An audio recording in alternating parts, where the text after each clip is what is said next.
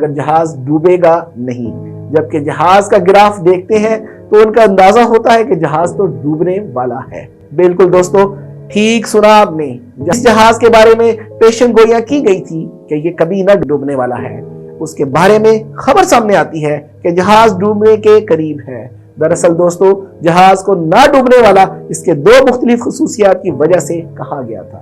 دوستو، ٹائٹینک جہاز کے نیچے ڈبل بام ہل بنایا گیا تھا کہ اگر خدا نخواستہ ایک لیئر ٹوٹ بھی جائے تو دوسری لیئر کی وجہ سے جہاز محفوظ رہے۔ اور دوسرا، جہاز کے ہل میں 16 کمپارٹمنٹ بنائے گئے تھے، جس میں سے اگر 4 کمپارٹمنٹس میں پانی بھر جاتا ہے تو جہاز تیرتا رہے گا، اس میں کوئی فرق نہیں پڑے گا۔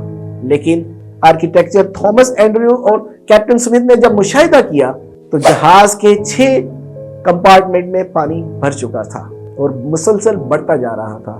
تو دوستو، آئس برگ کے ساتھ جہاز کا ٹکراؤ رائٹ سائڈ سے ہوا تھا، جو کہ سنگل لیئر تھی۔ تو ڈبل بام ہل کسی کام نہ آیا اور ایک انسنکیبل جہاز کچھ ہی لمحوں میں سنکیبل ہو گیا۔ دوستو، senior radio operator Jack Phillips اس کہانی میں ہیرو کا کردار ادا کرتا ہے۔ ٹھیک 12 بجے وہ ریڈیو پہ سگنلز دیتا ہے کہ شاید آس پاس کوئی جہاز ہو جو مسافروں کو ریسکیو کر لے۔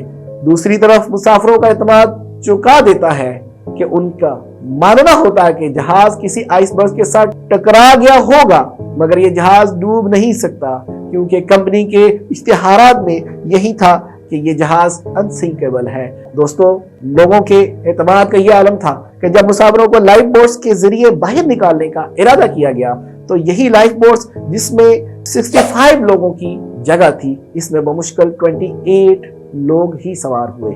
Senior radio operator Jack Phillips 1 minute میں 20 سگنلز دیتا ہے، جس سے ایک ٹائم 12:20 پر RMS کارپھٹیا نامی جہاز ریڈیو سگنل ریسیو کرتا ہے اور ٹائٹینک کے مسافروں کو ریسکیو کرنے کی غرض سے نکلتا ہے۔ مگر دوستو، یہ جہاز ٹائٹینک سے 107 کلومیٹر دور ہوتا ہے۔ ٹائٹینک تک پہنچنے کے لیے کم از کم 3.5 گھنٹے لگ سکتے ہیں۔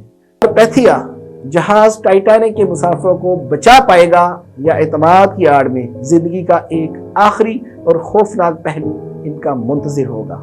آہستہ آہستہ کمپارٹمنٹس میں پانی بھرنے لگتا ہے اور رات 1:12 پر 1:12 پر ٹائٹینک کا اگلا حصہ ڈوب جاتا ہے۔ اب مسافروں میں افراتفری کا عالم ہوتا ہے۔ وہ کوئی راکٹس جلاتا ہے کہ شاید کوئی جہاز ان کی مدد کو آ جائے۔